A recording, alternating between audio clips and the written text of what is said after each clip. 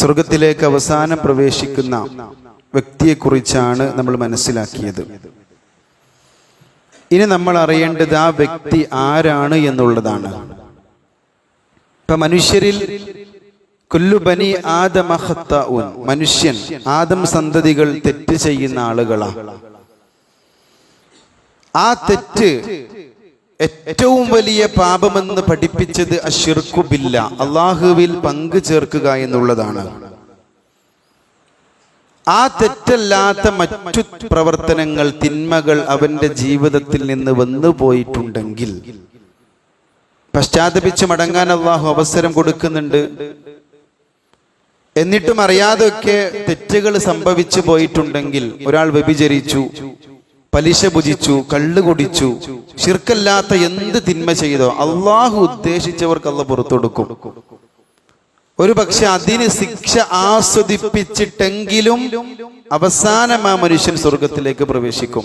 അവിടെ ഒറ്റ കണ്ടീഷനേ ഉള്ളൂ, അവൻ യഥാർത്ഥ മുവഹിദാകണം, യഥാർത്ഥ ഈമാനുള്ളവനാകണം. മൻ ഖാല ലാ ഇലാഹ ഇല്ലല്ലാഹ് വകാന ഫീ ഖൽബിഹി വസ്നു ദർറത്തിൻ മിൻ ഖൈർ മാ യുസിൽ മിൻ ഖൈരിൻ ദർറ.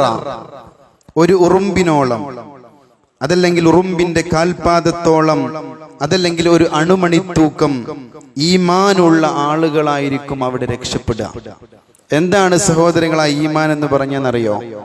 ഇന്നഹു മൻ യുശ്രിക് ബില്ലാഹി ഫഖദ് ഹറമല്ലാഹു അലൈഹിൽ ജന്ന വമഅവാഉൻ നാർ. അല്ലാഹുവിൽ യാതൊന്നിനെയും നമുക്ക് പങ്കു ചേർക്കാൻ പാടില്ല. അങ്ങനെ പങ്കു ചേർത്ത് ഒരാൾ ശിർക്ക് ചെയ്താൽ, മുശ്രിക്കായാൽ, ഹറമല്ലാഹു അലൈഹിൽ ജന്ന, ആ മനുഷ്യൻ കണ്ട ആ സ്വർഗമില്ലേ, ആ സമയത്ത് കാണുന്ന സ്വർഗം അത് ഹറാമാകും. അവന്റെ വാസസ്ഥലം നരകമായിരിക്കും. ഒരു ഹദീസിലൂടെ അല്ലാഹുവിന്റെ ഹബീബ് പഠിപ്പിക്കുന്നില്ലേ, മൻ കാന ആഖിറു കലാമുഹു ലാ ഇലാഹ ഇല്ലല്ലാഹ് ദഖലൽ ജന്ന. ആരുടെയെങ്കിലും അവസാന കലാം ലാ ഇലാഹ ഇല്ലല്ലാഹയാണെങ്കിൽ അവന് സ്വർഗത്തിൽ പ്രവേശിക്കും. മരിക്കുന്നതിന് മുമ്പേയുള്ള അവസാന വാക്ക് ലാ ഇലാഹ ഇല്ലല്ലാഹ് എന്നാകണമെന്നാണ് നമ്മുടെയൊക്കെ ആഗ്രഹം. അത് പറയുന്നത് യഥാർത്ഥ വിശ്വാസിയായിരിക്കും. വെറുതെ ലാ ഇലാഹ ഇല്ലല്ലാഹ് എന്ന് പറഞ്ഞിട്ട് അള്ളാഹുവിൽ പങ്കു ചേർക്കുന്ന ആളുകൾക്ക് പറയാൻ പറ്റൂല ലാ ഇല്ല ഇലാഹ്, ഒരു ഇലാഹുല്ല, ഇല്ലല്ലാഹ് അല്ലാതെ. എന്നാൽ അള്ളാഹുവിന് പുറമെ ഇന്ന് ആരാധ്യന്മാരെ സ്വീകരിക്കുന്നവരുണ്ട്, അവരോട് പ്രാർത്ഥിക്കുന്നവരുണ്ട്, അവരുടെ മുമ്പിൽ സുജൂദ് ചെയ്യുന്നവരുണ്ട്, അവർക്ക് നേർച്ച വഴിപാടുകൾ അർപ്പിക്കുന്നവരുണ്ട്. വിശുദ്ധ ഖുർആനിൽ ഒരു ആയത്തുണ്ട്, വമാ യുഅ്മിനു അക്സറഹും ബില്ലാഹി ഇല്ലാ വഹും മുശ്രികൂൻ. അധികം ആളുകളും അള്ളാഹുവിൽ പങ്കു ചേർത്തുകൊണ്ടല്ലാതെ വിശ്വസിക്കുന്നില്ല. പേര് നാസറായിരിക്കും, മുഹമ്മദ് ആയിരിക്കും, ഇല്യാസ് ആയിരിക്കും, മുസ്ലിം നാമമായിരിക്കും, ഞാൻ മുസ്ലിമാണ്, മുഅ്മിനാണെന്ന് പറയും. പക്ഷേ അവൻ ജാറത്തിൽ പോകുന്നവനായിരിക്കും, അവൻ ഏലസിൽ ബരമേൽപ്പിക്കുന്നവനായിരിക്കും, ദർഗകൾക്ക് മുമ്പിൽ സുജൂദ് ചെയ്യുന്നവനായിരിക്കും, അല്ലാഹു അല്ലാത്ത മഹാന്മാരെ, പ്രവാചകന്മാരെ വിളിച്ച് സഹായം ചോദിക്കുന്നവരായിരിക്കും, അവരുടെ പേരിൽ നേർച്ച വഴിപാടുകൾ അർപ്പിക്കുന്നവരായിരിക്കും. അശ്ശിർക്കു ബില്ലാഹ്, ആ ശിർക്കെങ്ങാനും നിങ്ങളിൽ സംഭവിച്ചു പോയാൽ ആ നരകം അവന് ശാശ്വതമായിരിക്കും. ആ ശിർക്ക് വന്നിട്ടില്ലെങ്കിൽ ശ്രദ്ധിക്കണം, ആ ശിർക്കെങ്ങാനും നമ്മുടെ ജീവിതത്തിൽ സംഭവിച്ചിട്ടില്ല എങ്കിൽ അൽഹംദുലില്ലാഹ്, അള്ളാഹുവിനെ നമ്മൾ സ്തുതിച്ചോളൂ സഹോദരങ്ങളെ. ആ ശിക്ഷ ആസ്വദിപ്പിച്ചിട്ടെങ്കിലും അവസാനമെങ്കിലും അവന് സ്വർഗത്തിൽ പ്രവേശിക്കാൻ സാധ്യമാകും. അവിടെയുള്ള ഒരു കണ്ടീഷൻ, അവൻ മുവഹിദാകണം. ഒരു ഹദീസും കൂടെ പറഞ്ഞ് അവസാനിപ്പിക്കാം. അല്ലാഹുവിന്റെ ഹബീബ് സല്ലല്ലാഹു അലൈഹി വസല്ലം പറഞ്ഞു കൊടുക്കുന്നുണ്ട് സ്വഹാബത്തിന്, ഇന്ന ലികുല്ലി നബിയിൻ ദഅവത്തുൻ മുസ്തജാബത്തുൻ. ലോകത്ത് കഴിഞ്ഞുപോയ ഓരോ പ്രവാചകന്മാർക്കും ഉത്തരം ലഭിക്കുന്ന പ്രാർത്ഥന അള്ളാഹു കൊടുത്തിട്ടുണ്ട്. ആ പ്രാർത്ഥന അവർ പ്രാർത്ഥിച്ചാൽ അള്ളാഹു ഉത്തരം നൽകുമെന്നത് 100% ഉറപ്പാണ് എന്ന് റസൂല് പറയാ. ഫതഅജ്ജല കുല്ലു നബിയിൻ ദഅവതഹു. ഓരോ പ്രവാചകന്മാരും ആ പ്രാർത്ഥന ഈ ദുനിയാവിൽ വെച്ച് തന്നെ വിനിയോഗിച്ചിട്ടുണ്ട്. ഇബ്രാഹിം നബി അലൈഹിസ്സലാം കുട്ടികളില്ലാതെ വിഷമിച്ചു, ആ പ്രാർത്ഥന വിനിയോഗിച്ചു റബ്ബ് കുട്ടിയെ കൊടുത്തു. അയ്യൂബ് നബി അലൈഹിസ്സലാം രോഗമുണ്ടായി, സമ്പത്ത് നശിച്ചു, പ്രതിസന്ധി നേരിട്ടു, പ്രാർത്ഥിച്ചു, രോഗം മാറിക്കിട്ടി. യൂനുസ് നബി അലൈഹി ഇസ്ലാം മത്സ്യത്തിന്റെ വയറ്റിലകപ്പെട്ടു, അള്ളാഹിനോട് പ്രാർത്ഥിച്ചു, രക്ഷപ്പെടുത്തി. അങ്ങനെ ഓരോ പ്രവാചകന്മാരും മുഹമ്മദ് മുസ്തഫ സല്ലല്ലാഹു അലൈഹി വസല്ലം അല്ലാത്ത എല്ലാ പ്രവാചകന്മാരും അവരുടെ സ്വന്തം ആവശ്യങ്ങൾക്ക് വേണ്ടി ആ പ്രാർത്ഥന ഈ ദുനിയാവിൽ വെച്ച് വിനിയോഗിച്ചു. പക്ഷേ വഇന്നി ഇഖ്തബഅതു ദഅവതി ഇലാ യൗമിൽ ഖിയാമ, ആ പ്രയോഗം നോക്കൂ നിങ്ങൾ. ഇഖ്തബഅതു, ഞാൻ ഒളിപ്പിച്ചു വെച്ചിരിക്കുന്നു, എന്റെ പ്രാർത്ഥനയെ ഞാൻ എടുത്തു വെച്ചിരിക്കുന്നു. പ്രവാചകന് നമ്മളോടുള്ള സ്നേഹം നോക്കൂ നിങ്ങൾ. നമുക്കൊക്കെ അങ്ങനത്തെ ഒരു ഓഫർ അള്ള തരികയാണ്.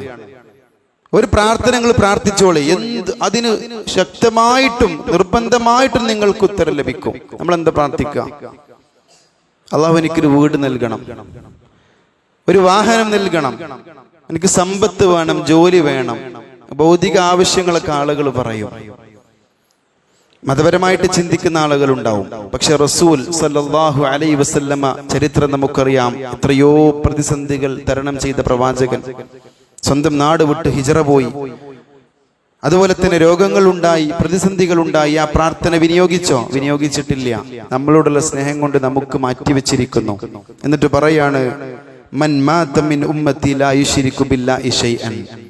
എന്റെ ഉമ്മത്തിൽ, നമ്മൾ നേരത്തെ പറഞ്ഞ വിഷയത്തിലേക്ക് വരാം, എന്റെ ഉമ്മത്തിൽ ആര് ശിർക്ക് ചെയ്യാതെ മരണപ്പെട്ടുവോ, മുഅ്മിനായി മുവഹിദായി ആരും മരണപ്പെട്ടുവോ, മറ്റു ചെറിയ തിന്മകളൊക്കെ അബദ്ധവശാൽ സംഭവിച്ചാണെങ്കിലും സ്വർഗത്തിൽ പ്രവേശിക്കുമെന്ന് നമ്മൾ പറഞ്ഞു. പക്ഷേ ശിർക്കില്ലാതെ ആരെങ്കിലും മരണപ്പെട്ടു കഴിഞ്ഞാൽ അവനെ റബ്ബേ നീ സ്വർഗത്തിലേക്ക് പ്രവേശിപ്പിക്കണേ എന്ന് പ്രാർത്ഥിക്കാൻ നാളെ പരലോകത്തേക്ക് വേണ്ടി ഞാൻ ആ പ്രാർത്ഥന എടുത്തു വെച്ചിരിക്കുന്നു. അപ്പൊ റസൂൽ സല്ലല്ലാഹു അലൈഹി വസല്ലം ആ പ്രാർത്ഥന പ്രാർത്ഥിക്കുമെന്നുള്ളത് ഉറപ്പാണ്. അള്ളാഹു ഉത്തരം കൊടുക്കുമെന്നതും ഉറപ്പാണ്. അവിടെ വേണ്ട ഒരു കണ്ടീഷൻ നമ്മൾ മുവഹിദാകണമെന്ന് മാത്രമേ ഉള്ളൂ. അടിയുറച്ച ഇസ്തിഖാമത്തും ഈമാനും തവക്കുലും നമുക്ക് വേണം. മറ്റുള്ള ചെറിയ തിന്മകൾക്കൊക്കെ ശിക്ഷ ആസ്വദിപ്പിച്ചിട്ടുണ്ടെങ്കിലും അവസാനം ആ മനുഷ്യനെ റബ്ബ് സ്വർഗത്തിലേക്ക് പ്രവേശിപ്പിക്കും. അദ്ദേഹത്തിന്റെ ഒരു ചരിത്രമാണ്. അതിൽ അദ്ദേഹം അനുഭവിക്കുന്ന കാര്യങ്ങളാണ് റസൂൽ സല്ലല്ലാഹു അലൈഹി വസല്ലമ സഹാബത്തിന് ഈ സുദീർഘമായ ഹദീസിലൂടെ വിശദീകരിച്ചു കൊടുക്കുന്നത്. അല്ലാഹു സുബ്ഹാനഹു വ തആല കഠോരമായ നരകശിക്ഷയിൽ നിന്ന് നമ്മയും നമ്മുടെ കുടുംബത്തെയും രക്ഷപ്പെടുത്തുമാറാകട്ടെ. അനുഗ്രഹങ്ങളുടെ കലവറയായ സ്വർഗത്തിലേക്ക് പ്രവേശിക്കുന്ന യഥാർത്ഥ മുവഹിദീങ്ങളിൽ, മുഖ്ലിസീങ്ങളിൽ, സ്വാലിഹീങ്ങളിൽ അള്ളാഹു നമ്മെ എല്ലാവരെയും ഉൾപ്പെടുത്തി അനുഗ്രഹിക്കുമാറാകട്ടെ. റബ്ബ് സുബ്ഹാനഹു വ തആല നാം അനുഷ്ഠിക്കുന്ന മുഴുവൻ സൽക്രമങ്ങളും നമ്മിൽ നിന്ന് സ്വീകരിക്കുമാറാകട്ടെ. അറിഞ്ഞും അറിയാതെയും ചെയ്തു പോയ ചെറുതും വലുതുമായ രഹസ്യവും പരസ്യവുമായ തെറ്റുകുറ്റങ്ങൾ അള്ളാഹു നമുക്ക് വിട്ടുപുറത്ത് മാപ്പാക്കി തരുമാറാകട്ടെ. രോഗം കൊണ്ട് പ്രയാസപ്പെടുന്നവർക്ക് അള്ളാഹു ശമനം നൽകുമാറാകട്ടെ. മരണപ്പെട്ടു പോയവരുണ്ട്, അള്ളാഹു അവർക്ക് റഹ്മത്തും മഗ്ഫിറത്തും പ്രദാനം ചെയ്യുമാറാകട്ടെ. അള്ളാഹു മഗ്ഫിർ ലിൽ മുഅ്മിനീന വൽ മുഅ്മിനാത്ത് വൽ മുസ്ലിമീന വൽ മുസ്ലിമാത്ത് വൽ അഹ്യാഹി മിൻഹും വൽ അംവാത്ത് إنك مجيب الدعوات ويا قاضي الحاجات. اللهم أعز الإسلام والمسلمون وأذل الشرك والمشركين. اللهم يا مقلب القلوب ثبت قلوبنا على دينك. اللهم ادخلنا الجنة. اللهم أجرنا وأجر والدينا من النار. ربنا اصرف عنا عذاب جهنم إن عذابها كان غراما إنها ساءت مستقرا ومقاما. ربنا هب لنا من أزواجنا وذرياتنا قرة أعين واجعلنا للمتقين إماما. ربنا آتنا في الدنيا حسنة وفي الآخرة حسنة وقنا عذاب النار. ربنا تقبل منا إنك أنت السميع العليم وتب علينا إنك أنت التواب الرحيم.